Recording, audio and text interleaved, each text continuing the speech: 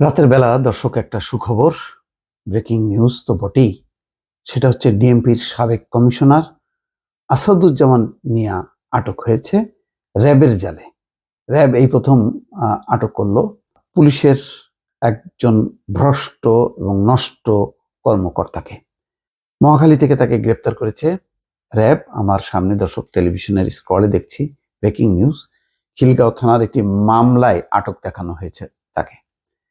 অনেক কৌশলে বাঁচার চেষ্টা করেছেন। যখন নাকি আসাদুজ্জামান মিয়া সম্পর্কে পত্রপত্রিকায় রিপোর্টিং শুরু হলো যে তারও বিপুল সম্পত্তি, বেনজিরের যদি পরে ধরা হয় কাউকে, আসাদুজ্জামান মিয়া।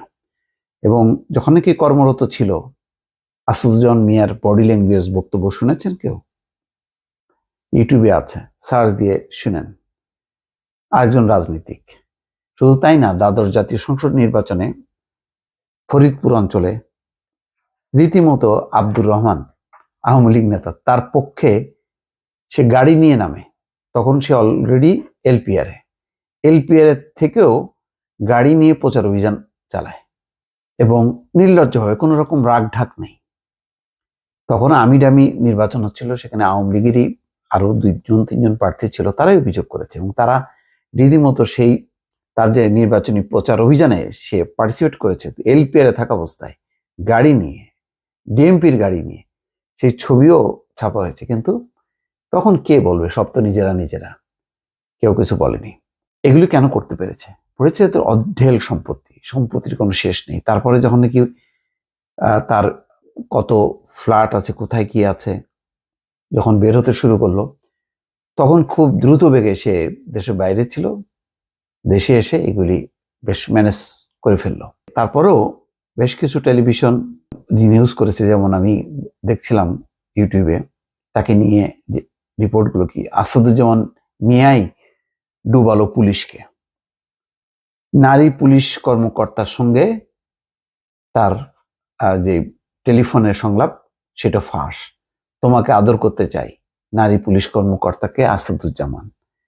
বিপুল সম্পদের হিসেব নিজেই জানে না। জমি, জুয়েলারি কোম্পানি, জাহাজ সবই আছে আসাদুজ্জামান মিয়ার। আসাদুজ্জামান মিয়া 1000 কোটি টাকার মালিক। ফরিদপুর গোপালগঞ্জের পুলিশ কর্মকর্তাদের কপাল বটে। ওই যে বেনজির আহমেদ, আমি বলছিলাম যে আরো যদি কিছুদিন সে চাকরি বাকরিতে থাকতো, তাহলে তার যে সম্পত্তির হিসাব, সেগুলি আমি বলছিলাম যে এগুলি কি একটা জোড়া লাগালে একটা ছোটখাটো একটা উপজেলা হবে কিনা, সেরকম অঢেল। তাদের অল্পতে হয় না, তাদের শত শত বিঘা, হাজার হাজার বিঘা বা একর জমি থাকতে হয়। প্রচুর। একসঙ্গে গুলশানে এতে মানে লটে 4টা ফ্ল্যাট কিনে ফেলে।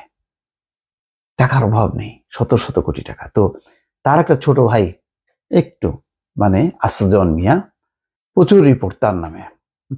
আসাদুজ্জামান মিয়ার আহ্বানে সাড়া দিলেন এক নারী কর্মকর্তা। আসাদ মিয়ার অডিও ফাঁস, আদর করতে চাইলেন সহকর্মীকে। আসাদুজ্জামান মিয়ার কেলেঙ্কারিতে ফেসে গেলেন যে পুলিশ কর্মকর্তা। সস্ত্রীক দেশ ছাড়া নিয়ে যা বললেন ডিএমপি সাবেক কমিশনার।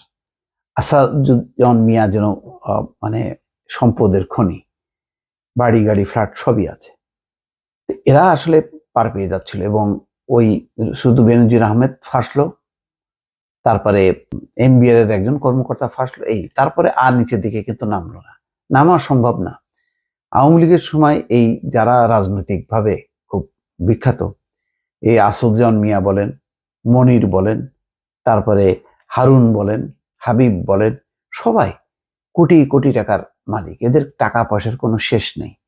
পুরো পুলিশ বাহিনীকে তারা তৈরি করেছে মানুষের কাছ থেকে লুটপাট করো আর অত্যাচার করো, আর এই হাসিনা সরকারকে টিকায় রাখো।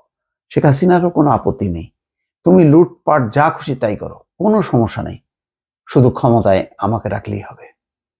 ওপেন লাইসেন্স দিয়ে রাখছে। তো আজকে আসাদুজ্জামান মিয়া হয়তো বুঝতে পারেনি এরকম চট করে 5 তারিখে সরকার পতন হবে, মানে এরকম জানলে আর আসতো না।